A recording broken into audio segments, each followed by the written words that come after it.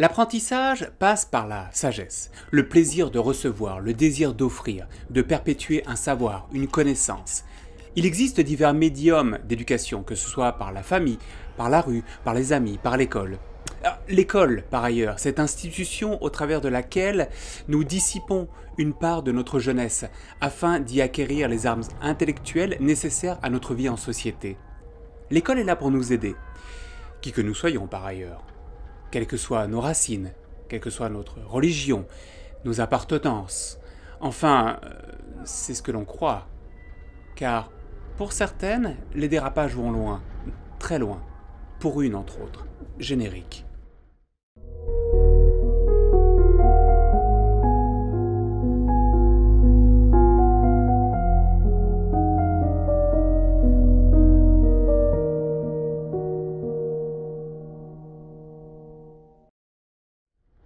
Le sujet d'aujourd'hui est grave, très grave, mais il fait hélas partie de la dure réalité de la vie. Celle qui se trame bien souvent non loin de chez nous, mais que nous ne voyons pas ou parfois que nous ne voulons pas voir. L'horreur que je vais vous raconter s'est déroulée sous la coupole d'une école d'État située à New York, nommée Willbrook. Cette école a ouvert ses portes en 1947. En fait, non, originellement, je crois que c'était en 1942. Oui, mais l'endroit est devenu une école en 1947. Son but ? Accueillir, protéger, éduquer les enfants et certains adultes atteints de déficience mentale.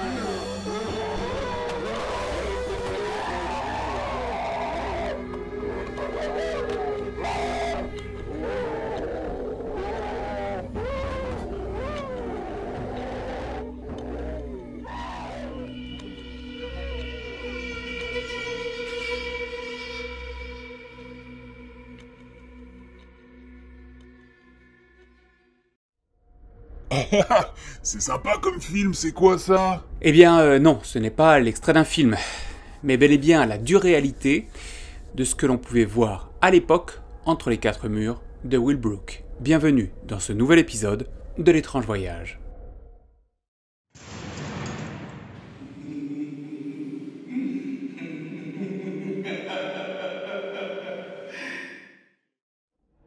Lorsque les premiers résidents sont arrivés à Willbrook en 1947, l'école avait une capacité totale et maximale de 4000 personnes.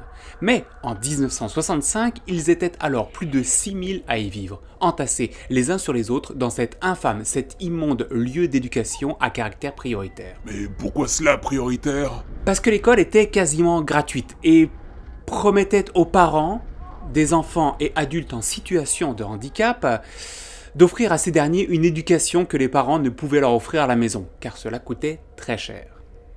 Dans les années 50, on ne les gardait pas à la maison. On les envoyait ailleurs. Vous voyez, la famille encourageait ça. Le prêtre également. Le docteur vous disait la même chose. Finalement, en sortie de vacances, il est rentré à Willowbrook. Je me disais, merci mon Dieu, j'étais heureux qu'il soit à Willowbrook. Je pensais que c'était une bonne place, qu'il serait en sécurité et il ferait tout pour lui. Mais qu'est-ce que Willowbrook était supposé être? Il se vendait en tant que quoi? Quel service prétendait-il offrir? Bonne question. Je me souviens qu'ils avaient le titre d'école d'État. Donc l'idée était qu'il y avait des écoles publiques pour les enfants en pleine capacité et les écoles d'État pour les situations de handicap. Mais ce qui s'est passé avec le temps, une partie de ce qui s'est passé, ça vient en fait de là, quoi, la relation entre les syndicats et le gouvernement d'État. Mais avec le temps, c'est devenu un attrape-nigo, en d'autres termes, et comme on peut le voir dans cette vidéo, que je n'ai pas vue depuis longtemps, il y a des enfants trisomiques mélangés à des enfants profondément retardés. Si je peux décrire ainsi la population, puis d'autres bien moins atteints, avec des symptômes bien moins sévères. Et ils étaient tous mélangés sans aucune remédiation, et ils appelaient ça une école, mais il n'y avait pas d'éducation ou de remédiation, ou d'entraînement spécifique, il n'y avait rien. Le sénateur de l'État de New York à cette époque n'était autre que Robert Kennedy, le frère cadet de JFK, John Fitzgerald Kennedy. Il visitera l'institution et à sa sortie, voici ce qu'il en dira.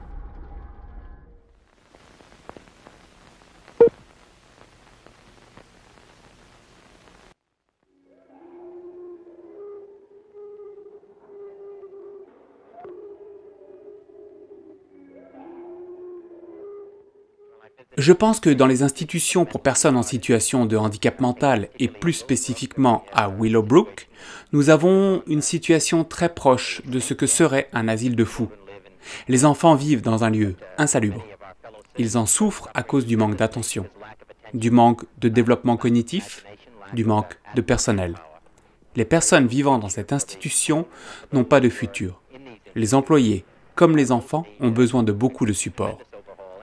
Je ne dis pas que ceux travaillant ou que les dirigeants de l'institution sont fautifs. Je pense que nous sommes tous fautifs. Je pense que quelque chose aurait dû être fait depuis longtemps.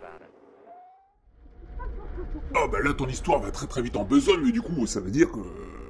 J'imagine qu'il aurait dû faire quelque chose et que ça ne s'est peut-être pas passé. Eh bien, étonnamment, c'est exactement ça. Il ne s'est absolument rien déroulé suite à sa visite. Il a pourtant mis en place un plan sur 5 ans afin d'améliorer les conditions de vie des enfants et des adultes dans cette institution, mais n'a jamais fait mention ou même émis l'idée de fermer l'institution qui semblait pourtant être extrêmement bancale à l'époque. Mais pourquoi ça ? Eh bien, parce que cela aurait tout simplement mis dans le pétrin une grosse partie des familles qui ne pouvaient se payer une école privée pour éduquer leurs enfants. Ma famille a choisi de s'impliquer plus activement.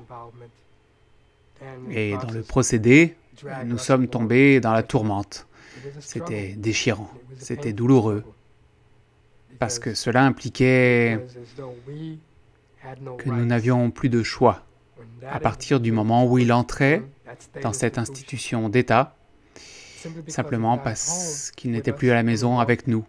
Ne voulait pas dire que l'on s'en foutait. Juste parce qu'il ne peut pas parler, cela ne veut pas dire qu'il n'a rien à dire.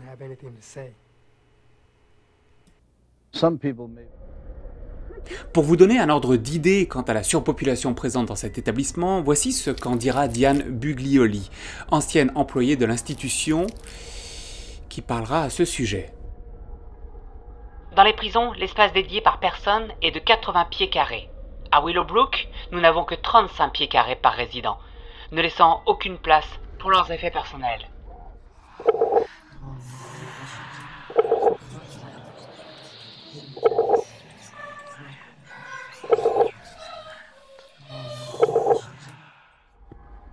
Des prisonniers adultes qui ont plus de place que des enfants en situation de handicap, ça fait très mal. Et ceci sera confirmé par un journaliste qui, sans prévenir, a réussi à l'époque à s'immiscer au cœur de Willowbrook.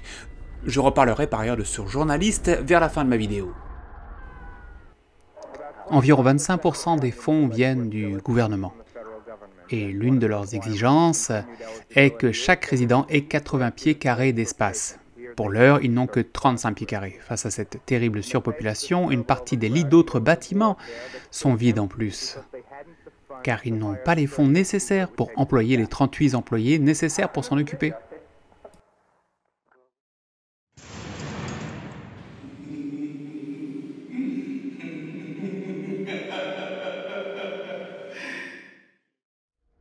Bien entendu, au-delà de l'état d'insalubrité dans lequel vivaient les quelques 6000 enfants et adultes présents à Willowbrook, un mal bien plus insidieux, bien plus pernicieux avait pris place.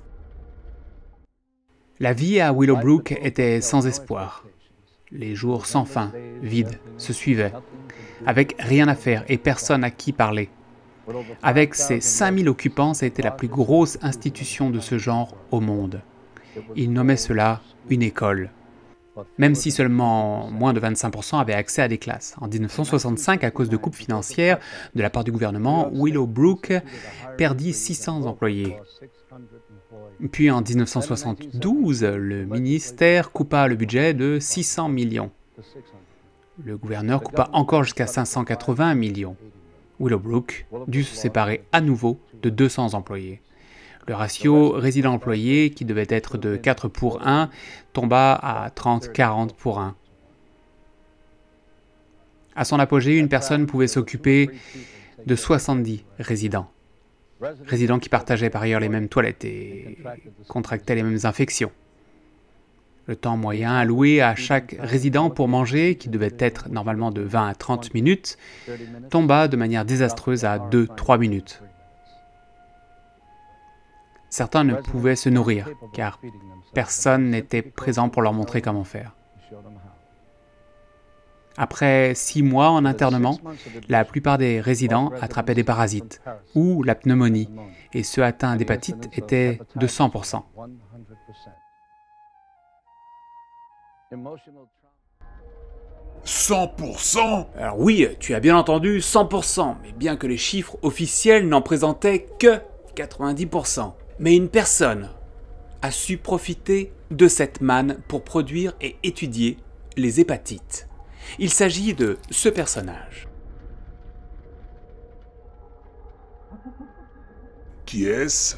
Il s'agit du docteur Saul Krugman, qui, à l'époque, a vu une opportunité en observant la virulence de l'épidémie d'hépatite émergeant à Willowbrook. Ce qu'il a fait là, dans cette institution, n'a par contre été révélé que bien plus tard au public, lui évitant ainsi tout problème juridique, puisque depuis, il est décédé. Voici un écrit expliquant comment ces études étaient menées.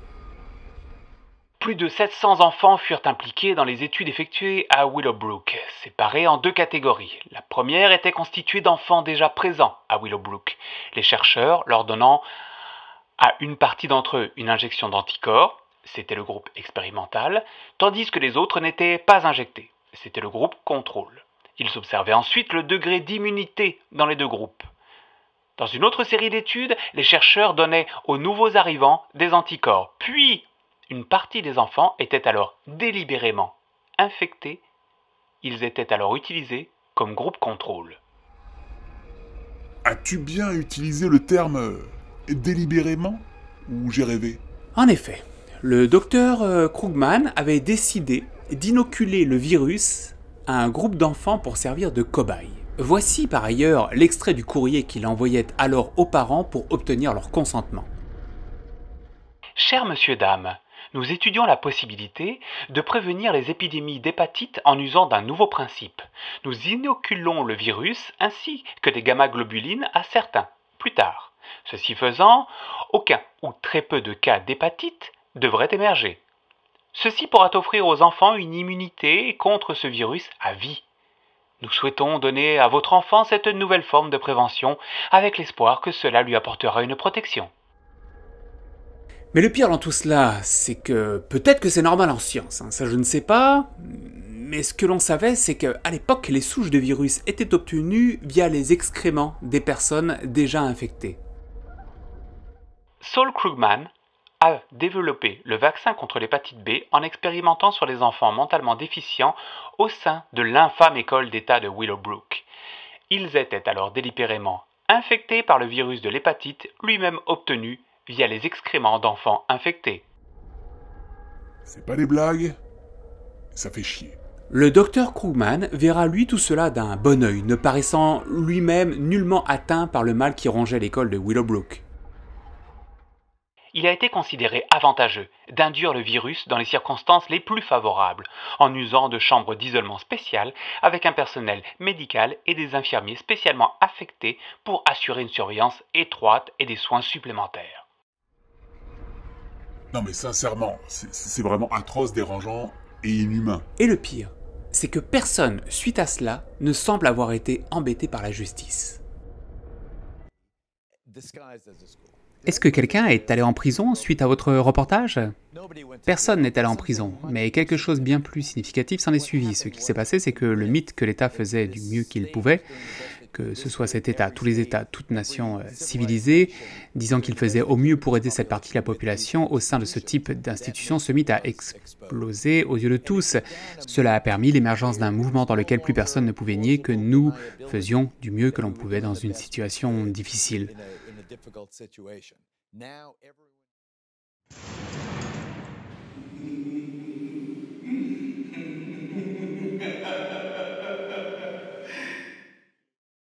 70 patients sans aucune surveillance, se battant pour un bout de papier, afin de jouer avec, se battant pour avoir l'attention de l'un des intervenants, pendant que ces derniers travaillent plus que ce qu'il ne faut pour les laver, pour les nourrir, pour changer leurs habits et si possible offrir un peu d'attention, essayant de travailler avec eux, de développer leur intelligence. Mais ce qu'il se passe en vrai, c'est que tout s'enfonce, tout périclite. » Diane Buglioli commença à travailler à Willowbrook en 1969. Elle témoignera de sa première impression bien des années plus tard. Et ce qu'elle a à en dire est absolument, je trouve, terrifiant. En ouvrant les portes pour la première fois, j'y ai trouvé derrière 40 enfants. Quelques-uns souriaient, d'autres me demandaient mon nom. Certains encore restaient silencieux en m'observant. Plusieurs ont marché vers moi. D'autres étaient allongés dans des caisses de bois. Les derniers encore restaient assis, prostrés. Beaucoup d'entre eux avaient de la bave, pendant que d'autres à leur côté pleuraient. C'était surréaliste, quelque chose n'allait pas, mais tous partageaient une dure vérité. Il s'agissait d'enfants, principalement. Mais l'un des témoignages les plus édifiants fut donné par l'un des docteurs présents à l'époque ayant travaillé dans cette institution durant 2 longues années. 2 trop longues années à son avis. Nous venons juste de voir quelque chose qui est à mes yeux l'une des choses les plus horribles que je n'ai jamais vues de ma vie. Est-ce qu'il se passe toujours ça là-bas? Oui, nous avions 5300 patients à Willowbrook, ce qui en fait la plus grosse institution pour personnes mentalement déficientes. Ce que nous voyons le plus souvent sont les cas de retard les plus sévères. Et il y en a des milliers ici. Ils ne vont pas à l'école et passent leur temps assis dans les quartiers sans personne à qui parler. Il n'y a que 1, 2 ou 3 personnes pour 70 patients partageant les mêmes toilettes. C'est poignant, cru et émotionnellement difficile à digérer. Surtout qu'il faut bien avoir en tête que tout cela s'est déroulé à une époque où d'autres institutions existantes étaient parfaitement entretenues. Par ailleurs, sachez que ces institutions avaient pris exemple sur les institutions européennes qui prenaient a priori bien plus soin de leurs personnes en situation de handicap, enfants comme adultes. On pourra prendre comme exemple cette dernière qui a été entretenue, financée, formée pour accueillir des personnes en situation de handicap sur la côte ouest des États-Unis. Mon Dieu, mais vous prenez autant soin de vos enfants mentalement déficients que nous prenons soin de nos élevages en Europe. Leur remarque a eu pour effet de les pousser à revoir leur structure. Le système californien n'utilise plus de grosses infrastructures, préférant à cela les centres régionaux. Ce sont désormais eux qui gèrent tout cela. L'hôpital pour enfants est l'un des 13 de cet État.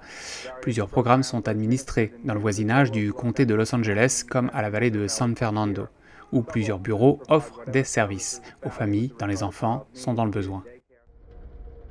Il faut également avoir en tête que les personnes travaillant là-bas se sont elles-mêmes retrouvées prisonnières de décisions gouvernementales contre lesquelles elles ne pouvaient absolument rien faire. Elles n'allaient tout de même pas laisser tomber les enfants et les adultes présents sur place, tout ça parce qu'elles étaient en sous-nombre, ça aurait été inhumain. Et un jour, un certain monsieur Biaggi, alors membre du Congrès, décida d'aller faire une petite visite à Willowbrook.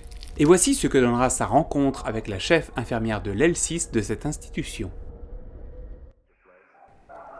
Qui est en charge ici? C'est Mrs. Nixon. Ah, Mrs. Nixon, je suis Monsieur Biaggi, membre du Congrès. Pourquoi ces patients ne sont pas habillés? Bien, parce que nous n'avons pas assez d'habits. Nous n'avons pas assez d'aide pour pouvoir les habiller. Nous avons quelques nudistes qui refusent de rester habillés et se déshabillent de suite, mais dans la plupart des cas, nous n'avons pas l'aide nécessaire pour garder ces enfants proprement habillés. Parlez-vous d'obtenir de plus amples financements pour ces institutions? Eh bien, ce serait bien, alors nous aurions plus d'aide. Êtes-vous en sous-effectif? Totalement en sous-effectif. Il y a des jours où nous sommes 5 pour 100 patients. Ce témoignage est juste ahurissant. Il témoigne surtout d'une incapacité pour les personnes présentes, pour les travailleurs présents dans l'institution, à donner le meilleur d'eux-mêmes. Livrés à leur bon vouloir, sans aide, sans support, sans rien, ils ne furent alors que les témoins impuissants d'une déchéance sociale.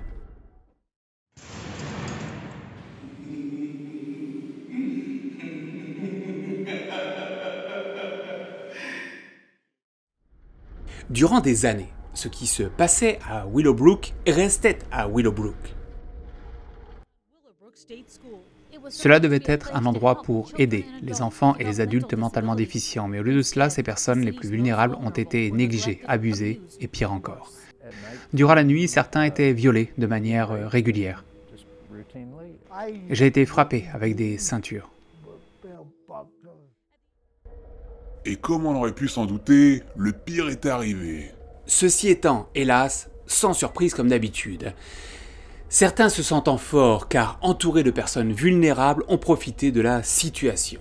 Mais une question me taraude. Qui a permis de mettre tout cela au grand jour, puisque cela semblait être caché? Ce super-héros, vous allez le voir bientôt. Mais pour l'heure, je tenais à vous montrer cet extrait, l'extrait d'une émission dans laquelle il a été invité, afin de parler de son expérience, et je pense que cela en dira long sur le sujet.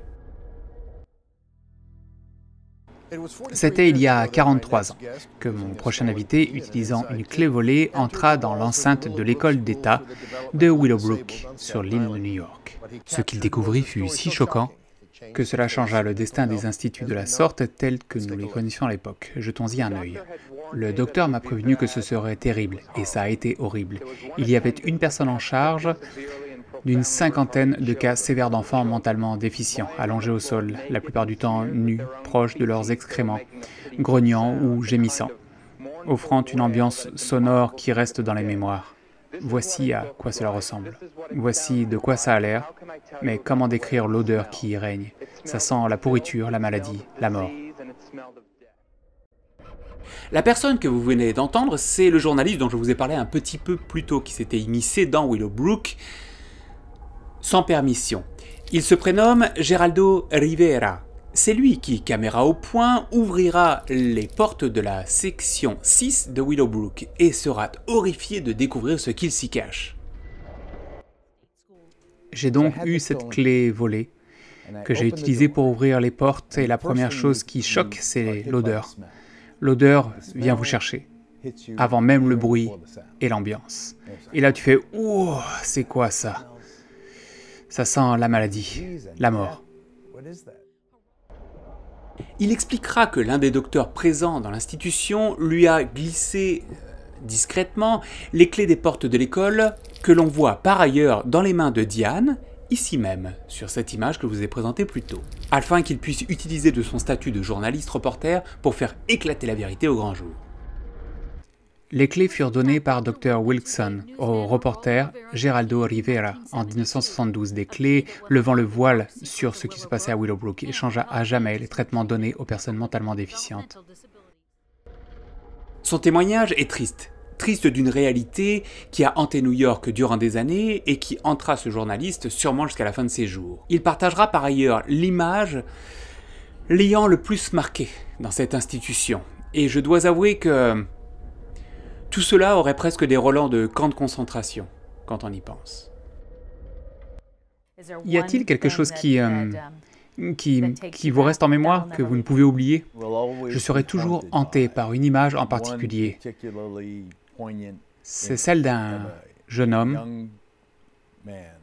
Ses pantalons étaient baissés jusqu'à ses chevilles dans la salle de bain. Il était allongé sous le lavabo.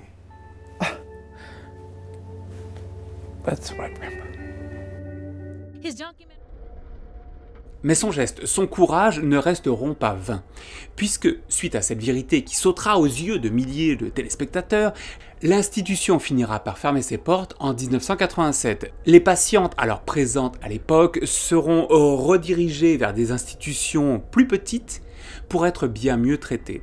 Et il sera même prôné une nouvelle forme de politique, une politique impliquant bien plus les parents, puisque des fonds seront apportés aux familles devant garder leurs enfants ou les adultes en situation de handicap afin de leur offrir une bien meilleure éducation. Voilà, cette vidéo est enfin terminée. Merci d'avoir partagé ce nouvel étrange voyage avec moi. Partagez cette vidéo si vous l'avez trouvée intéressante. N'oubliez pas le petit pouce bleu et ainsi de suite pour m'aider. Je vous embrasse tous et toutes. Ciao et à la prochaine.